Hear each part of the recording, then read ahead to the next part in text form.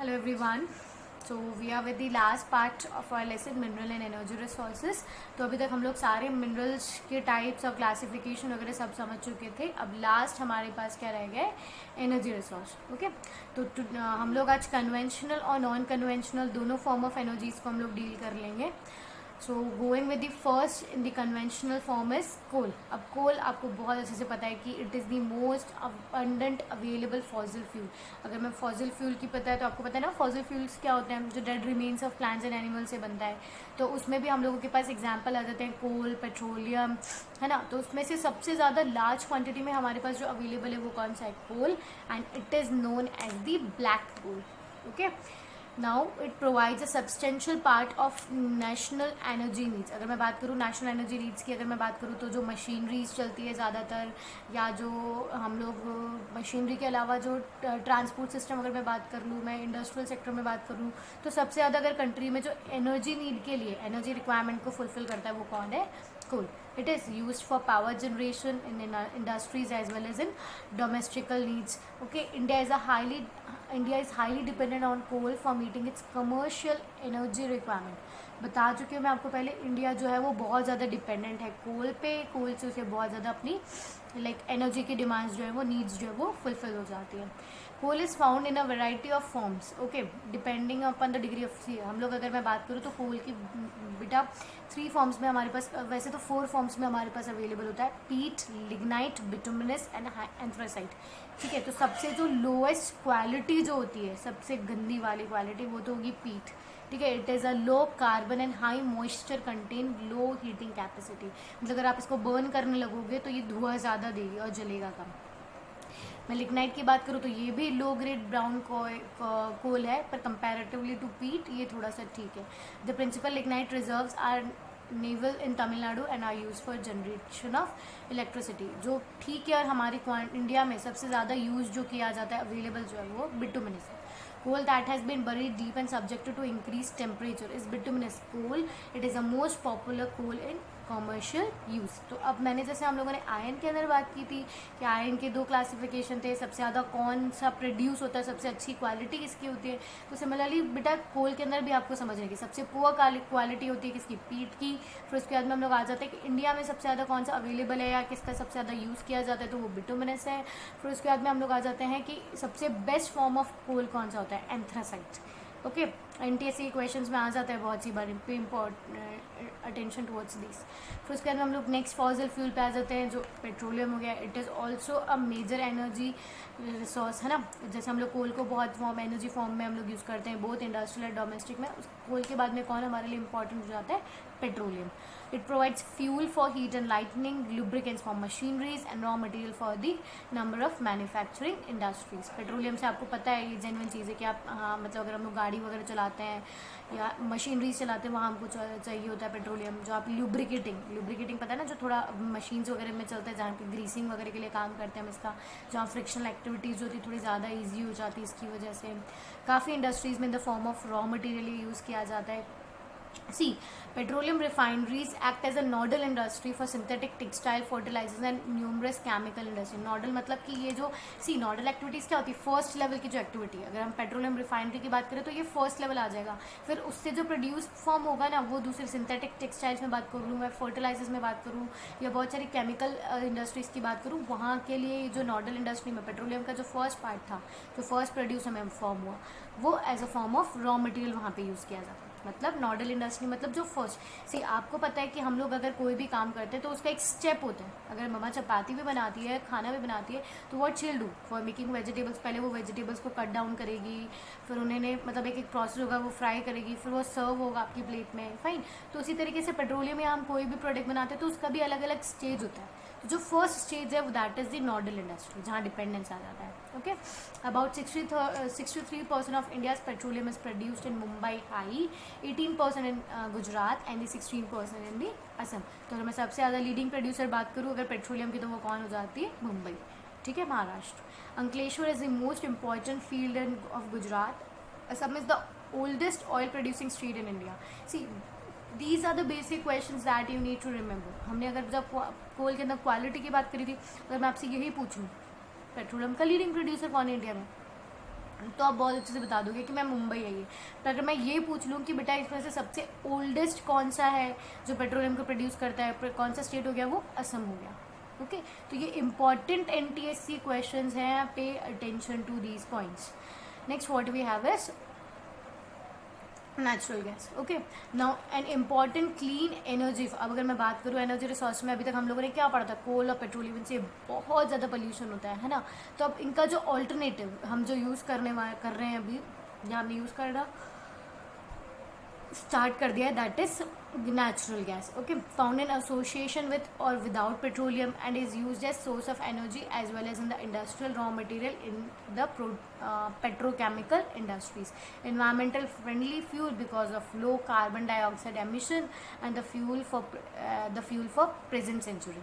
मतलब अगर मैं इसमें बात करूँ कि इसमें क्या क्या चीज़ है, तो पहले तो सबसे पहला पॉइंट इन्होंने नेचुरल गैस को क्या बोल दिया, ये एक form of clean energy resource है। ठीक है, जो हमें बहुत सी बात तो पेट्रोलियम के साथ मिल जाता है और बहुत सी ऐसी जगह जहाँ पेट्रोलियम के अलग भी हमें मिलता है। ठीक है, आपको यहाँ पे क्या समझना है, इसका यूज़ क्या है, ये भी हमें मतलब लाइक सबसे पहली चीज़ तो ये इन्वायरमेंटल फ्रेंडली है। तो अगर मैं अभी करंट एरा की बात करूँ तो बहुत ज़्यादा पोल्यूशन है, तो उस करंट एरा के अंदर हमें कोल और पेट्रोलियम का एक ऑल्टरनेट चाहिए था जो हमें कम पोल्यूशन दे। अभी ये कम पोल्यूशन भी यहाँ पे ये कम पोल्यूट लाइक इन्वायरमेंटल फ्रेंडली क्यों हो जाता है, कम पोल्यूशन क्यों क्रिएट करता है, because of low carbon emission. आपको पता है ना, जब कार्बन या हम कोल और पेट्रोलियम को बर्न करते हैं तो वो कार्बन अपने पीछे रिलीज़ करता है। ठीक है, तो अब वो जो सारी चीज़ें लेफ्ट ओवर जो है वो इस नेचुरल गैस के अंदर नहीं प्रोड्यूस होती है, बहुत कम प्रोड्यूस होती है। इस वजह से इसको क्या बोला गया है, इन्वायरमेंटल फ्रेंडली बोला गया। इसके रिजर्व्स कहाँ कहाँ पर है, कृष्णा गोदावरी बेसन में है, reserves of Mumbai high petroleum के साथ भी प्रोड्यूस होता है ना, and the right fields of supplementary. तो ये आपको बहुत सारे अंडमान एंड निकोबार में भी ये प्रोड्यूस होता है। The 1700 kilometre long Hazira Bijaipur Jagdishpur cross country gas pipe links Mumbai high and Bassein. So ये बेसिकली आपको कुछ ऐसी ऐसी टर्म्स यहाँ पर डिस्क्राइब की गई है जो आपको एनटीएससी पॉइंट ऑफ व्यू से बहुत ज़्यादा इंपॉर्टेंट है। यहाँ से बहुत सी बार क्वेश्चंस क्रिएट हो जाते हैं। तो अभी तक हम लोगों ने कोल, पेट्रोलियम और नेचुरल गैस को पढ़ा। तो इनमें आपको अच्छे से समझ में आ गया कि अगर आपसे पर्टिकुलर अगर यही आ जाता है 2 to 3 मार्क्स के अंदर तो आप उसको अच्छे से समझा सकते हो, है ना। अब बेटा हमारे पास क्या आ जाता है ना, इलेक्ट्रिसिटी। हम लोगों ने कन्वेंशनल अभी तक पढ़ लिया, अब हम नॉन कन्वेंशनल पढ़ने की कोशिश करते हैं। तो इलेक्ट्रिसिटी जो आ गया, अब हमारे उसमें से सबसे पहला क्या है, हमारे पास 2 तरह की इलेक्ट्रिसिटी होती है, thermal and hydro electricity. Hydro electricity अगर इनका डिफ्रेंसिएशन पढ़ लेते हैं। अब हमारे पास जो हमारे कन्वेंशनल फॉर्म से हमने जो एनर्जी जो इलेक्ट्रिसिटी डिराइव की है तो वो हम थर्मल बोल देंगे, और जो हमने फास्ट फ्लोइंग स्ट्रो, अब हाइड्रो का मतलब तो आप भी जानते हो वाटर होता है, तो जो इलेक्ट्रिसिटी आपको वाटर से ऑब्टेन हुई है उसको आप लोग क्या बोलोगे, हाइड्रो इलेक्ट्रिसिटी। नॉन रिन्यूएबल होती है, ये क्रिएट पोल्यूशन। ऑफकोर्स आपको कोल पेट्रोलियम बहुत ज़्यादा पोल्यूशन करती है, and these are less polluting, pollution free, also known as white electricity. Okay, can be installed anywhere, और इसमें डिपेंडेंस होती है कि उस एरिया में वाटर अवेलेबिलिटी है या नहीं है। ठीक है, per unit cost is high. और इसमें क्या होता है कि इसको मतलब जब एक बार आप सेट करते हो ना, लाइक फॉर एग्जांपल आपने हाइड्रो इलेक्ट्रिकल प्लांट आपने जब सेटअप किया है तो उस इनिशियल स्टेज पे आपको कॉस्ट बहुत ज़्यादा है। जैसे हम सोलर सिस्टम वगैरह की भी बात करते हैं बेटा, सी अब ये ऐसे सिस्टम्स है ना, जब हम इनको इनिशियली सेटअप करते हैं तो ये हमारे लिए बहुत ज़्यादा एक्सपेंसिव होता है, बट इसका कंटिन्यूस यूज़ लेने के बाद में जो इलेक्ट्रिकल बिल्स वगैरह आपको मिलते हैं या हाइड्रो बिल्स वगैरह जो आपके पास आएंगे वो बहुत ज़्यादा लो होते हैं एज़ कम्पेयर टू और रेगुलर इलेक्ट्रिकल बिल्स। ठीक है, जो हम थर्मल से हमें मिलती है। ओके, अब next what we have is nuclear electricity. So okay, this page is little bit disturbed, it's not clear, I read it out for you. It is produced from uranium and thorium which is found in Jharkhand, Rajasthan and Kerala. 6 nuclear power station हैं हमारे पास अभी, महाराष्ट्र में, तमिलनाडु में, राजस्थान में है, गुजरात में, कर्नाटका में और यूपी में। Okay, electricity generated from nuclear resource is 2720 million watts, 4% of total production of energy. अगर मैं बात करूँ इलेक्ट्रिसिटी जितनी भी प्रोड्यूस हो रही है इसमें से 4% कौन हमें कहाँ से मिल रही है, न्यूक्लियर इलेक्ट्रिसिटी मिल रही है। ओके, तो ये हमारे सारे कन्वेंशनल फॉर्म्स ऑफ एनर्जी हो गए थे। अब हमारे नॉन कन्वेंशनल पे आ जाते हैं हम लोग कि नॉन कन्वेंशनल फॉर्म्स कौन कौन से हैं। सी अब हम सोलर विंड, सी मैंने आपको पहले भी समझा चुका है कि बेटा कन्वेंशनल और नॉन कन्वेंशनल में क्या होता है। कन्वेंशनल जिनकी वजह से मतलब लाइक पोल्यूशन होता है, नॉन कन्वेंशनल की वजह से पोल्यूशन नहीं होता है या काफ़ी लेस होता है। और अगर मैं कंपेरेटिवली बात करूँ तो जो कन्वेंशनल है उनको हम लोग काफ़ी टाइम से यूज़ करते आ रहे हैं, और जो नॉन कन्वेंशनल है उनको हम काफ़ी टाइम से यूज़ करते नहीं आ रहे, वो भी न्यू फॉर्म ऑफ एनर्जीज आई है। ओके, सोलर एनर्जी हुआ, विंड एनर्जी हुआ, बायोगैस हुआ। अगर मैं इनको हम लोग CBSE कंसर्न से पढ़ते हैं तो ये सब हमारे CBSE कन्वेंशनल और नॉन कन्वेंशनल सेक्शन जब से आता है, एनर्जी रिसोर्सेज जो आते हैं वो हमारे CBSE कोर्स से तो कब का कट ऑफ हो चुका था। ओके, तो इनको आपको केवल और केवल पढ़ना है तो किस पोर्टफोलियो से आपको पढ़ना है कि ये हमारे NTS एग्जामिनेशन में हमसे पूछा जा सकता है। सोलर एनर्जी की मैं बात करूँ तो आपको भी पता है, it is being a tropical country, India is enough scope for production and utilization of solar energy. बहुत गर्मी पड़ती है, specially we people from Rajasthan, हमें तो बहुत ज़्यादा मतलब we can like have a high utilization हम ऑब्टेन कर सकते हैं wind energy as well as solar energy का।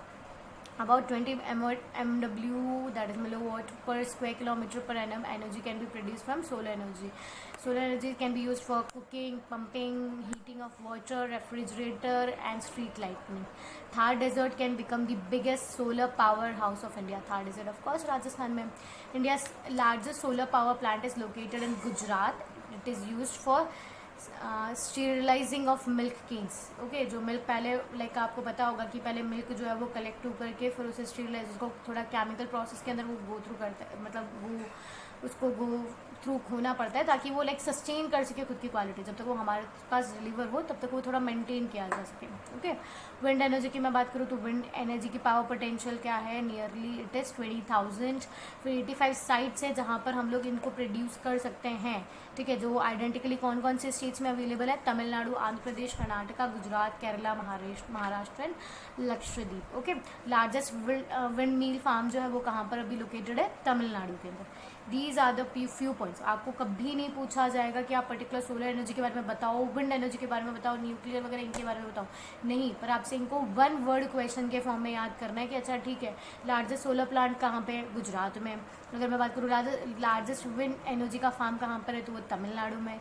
इस फॉर्म में आपको याद करना है। Okay, hope I am clear. और किसी भी तरह का डाउट होता है तो आप अपने कमेंट सेक्शन में आराम से पूछ सकते हो। ठीक है, बायोगैस की अगर मैं बात करूँ तो energy derive from shrubs, farms waste. आपने भी देखा होगा कि जो हमारे यहाँ पे लेफ्ट ओवर जो पीलिंग वगैरह होती है एनिमल्स की, जो एनिमल का लाइक काउडंग वगैरह जो होते हैं, या हम लोग हमारे प्लांट्स और एनिमल्स का जो लेफ्ट ओवर जो भी हमें जो चीज़ें मिलती हैं उनको हम लोग एक डिग आउट करके उसे लाइक ग्राउंड में डिग कर देते हैं। ठीक है, फिर वहाँ से जो हमें एनर्जी रिलीज होती है वो बायोगैस के फॉर्म में मिलती है। Has high thermal efficiency in comparison to kerosene, dung cake and charcoal. मतलब काफ़ी ज़्यादा एफिशिएंट है ये हमारे लिए, मतलब बहुत ज़्यादा अगर हम इनका यूज़ करने लगे तो पोल्यूशन भी कम होगा और जो अमाउंट ऑफ एनर्जी भी हमें कोल वगैरह इनके प्रोडक्शन से मिल रही है उनसे काफ़ी ज़्यादा हाई होगी। Energy produce can be use for cooking and lightning and the residual can be use as manure. Okay, मतलब वेस्ट कुछ भी नहीं करना है इसके अंदर। तो अगर हम solar energy in Rajasthan and biogas in the plains and hills of north India have great potential as non conventional source of energy. तो मैं आपको वैसे ही समझा चुकी हूँ कि नॉन कन्वेंशनल के बेनिफिट्स क्या है और हमारे पास नॉन कन्वेंशनल सोर्सेज भी अवेलेबल है जिनको हम धीरे धीरे थोड़ा टेक्नोलॉजिकल इंप्रूवमेंट के साथ में यूटिलाइज करने लगे हैं। And so solar energy has a great potential as Rajasthan is a hot and dry region. It has clear skies for a considered part of the year, abundant isolation, cheaper installments and easy management, renewable, pollution free। मतलब ये सारे अगर मैं बात करूँ तो ये comparatively क्या है, केवल एक ऐसा लाइक आपको चीज़ होती है ना कि लाइक अगर आपको सोलर एनर्जी प्लांट अगर आपको सेटअप करना है, बायोगैस प्लांट आपको सेटअप करना है तो राजस्थान उसके लिए बेस्ट एरियाज़ में क्यों आ जाता है। तो ये उसके सारे बेनिफिशियल पॉइंट्स है कि इसमें क्या क्या एक्स्ट्रा प्रिविलेजेस हमें यहाँ पर मिल रहे हैं। बायोगैस की अगर मैं बात करूँ तो उसका पोटेंशियल प्लेनी एरियाज़ में क्यों है, नॉर्दर्न प्लेन्स में क्यों है, क्योंकि वो डेंस वेजिटेशन मिलती है। तो आपको जो एनिमल्स वगैरह का या जो प्लांट्स का जो लेफ्ट ओवर पीलिंग वगैरह जो हमें वो अगर मिलती है तो वहाँ से बहुत easy because of extra vegetation हमें सरप्लस वेजिटेशन की वजह से मिल सकता है। Large number of cattle and life stock है वहाँ पे, हाईली डेंसिटी ऑफ पॉपुलेशन है। ठीक है, तो इसकी वजह से हमें काफ़ी ज़्यादा वेस्ट मटेरियल जो हमें हमारे रिक्वायरमेंट के लिए चाहिए वो हमें वहाँ से मिल जाएगा। तो बेसिकली बेटा mineral and energy and agriculture chapter जब ज्योग्राफी में बहुत ज़्यादा इंपॉर्टेंट है। These 2 chapters you need to like बहुत ज़्यादा अच्छे से रट लो। ठीक है, किसी भी तरीके से like there is no shortcut for these particular chapters. अगर आपको NTSC क्रैक करना ही है, क्लियर करना ही है, और even for CBSE examination also these 2 chapters are very important. Okay, तो हम लोग अब कम्प्लीटली हमारे 5 चैप्टर्स जो है वो कंप्लीट कर चुके हैं। We are having 3 more lessons to complete. Okay, तो हम उनको आगे फर्दर कंप्लीट कर लेंगे। और आपको किसी भी तरह का कोई भी डाउट आ रहा है या कोई भी चीज़ आपको लाइक अभी भी एक हम लोगों ने देखा था कि फ़ोटोज़ वगैरह कुछ क्लियर नहीं थी, any kind of problem if you are facing please write it in the comment section so that I can make an improvement. Okay, thank you for today.